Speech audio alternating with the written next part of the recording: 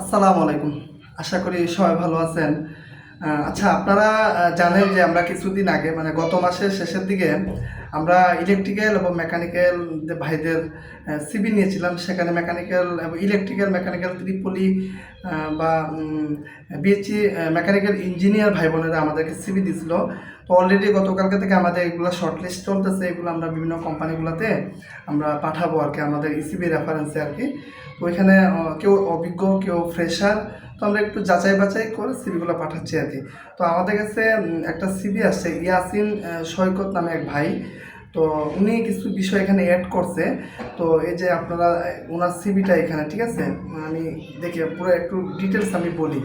দেখেন ওনার সিভিটা দেখেন। আমি পুরো ডিটেলসটা বলি, ভাই যদি ভিডিওটি দেখে থাকেন একটু দেখবেন ভালোভাবে। দেখেন উনি শুরুতে আমি যে বিষয়টা বলবো, আমরা সবসময় আপনাদেরকে বলি যে সিভিতে আপনারা রুল নাম্বার, রেজিস্ট্রেশন নাম্বার এগুলো অ্যাড করবেন না, এগুলো প্রয়োজন নেই ভাই। এগুলো কোনো প্রয়োজন নাই। কোম্পানি যখন ভেরিফাই করবে, চাকরি যখন হবে তখন এগুলো কোম্পানি ভেরিফাই করবে, এর আগে এগুলো দিবেন না, ঠিক আছে। তারপর যে আপনার ওয়েট কত এগুলো দিচ্ছেন, আপনি কত ফিট কত ইঞ্চি এগুলো দিচ্ছেন, হ্যাঁ। তারপর হচ্ছে আপনার আরও কিছু বিষয় দিচ্ছেন যেগুলো কোনো প্রয়োজন নাই এগুলো সিভিতে, এগুলো দিবেন না। রেফারেন্স দুইটা দিয়ে দিচ্ছেন, এটা দিলে ভালো, না দিলে যে আপনার ক্ষতি হবে এরকম না। একটা দিবেন, কোনো সমস্যা নেই, দুইটা দেওয়ার কোনো দরকার নেই এখানে, ঠিক আছে। আর অবশ্যই সিভিতে সিগনেচার করে দিবেন।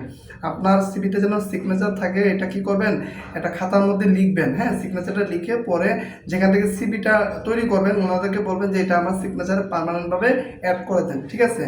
এই হচ্ছে বিষয়। আর এখানে ওনার অভিজ্ঞতা আছে মোটামুটি ভালোই। আর এই যে আপনারা এই যে টেবিল করে দিচ্ছেন, দেখেন এই যে টেবিল করে ট্রেনিং, টেবিল করে দেখতে পাচ্ছেন কি না, আচ্ছা দেখা যাচ্ছে না মনে সম্ভবত। আচ্ছা, এই যে মানে উনি টেবিল করে দিচ্ছে আর কি, ঠিক আছে। তো টেবিল করে এগুলো দেওয়ার দরকার নেই সিবিতে। টেবিল করে আপনার বিভিন্ন ট্রেনিং প্রজেক্ট এগুলো সাজানোর কোনো দরকার নাই। শুধু শুধু আপনার সিবি কয়েক পেজ হয়ে যাবে এগুলো দেওয়াতে, ঠিক আছে। আর এখানে উনি দুইটা কোম্পানিতে চাকরি করছে, ঠিক আছে। প্রথম কোম্পানির এক্সপিরিয়েন্স এখানে উনি অ্যাড করছে। এখানে কিছু বিষয় আছে যেগুলো প্রয়োজন না, এগুলো দেওয়ার দরকার নাই।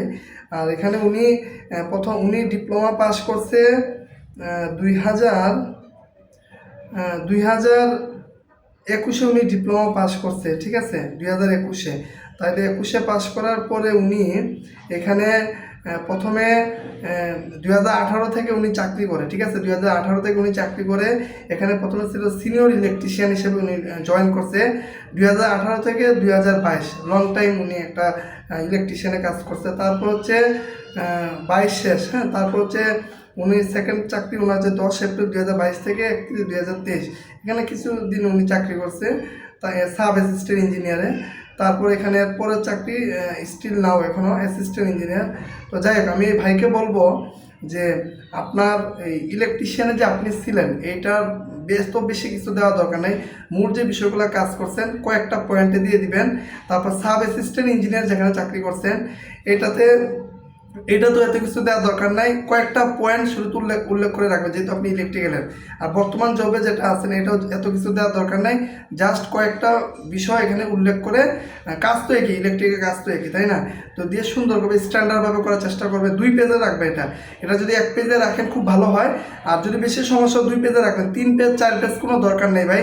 কারণ আপনার অভিজ্ঞতা কয় বছর, আপনি ডিপ্লোমা পাস করছেন 2021, এখন হলো 2025, কয় বছর হলো আপনার, কেন 4 পেজের সিবি লাগবে এখন?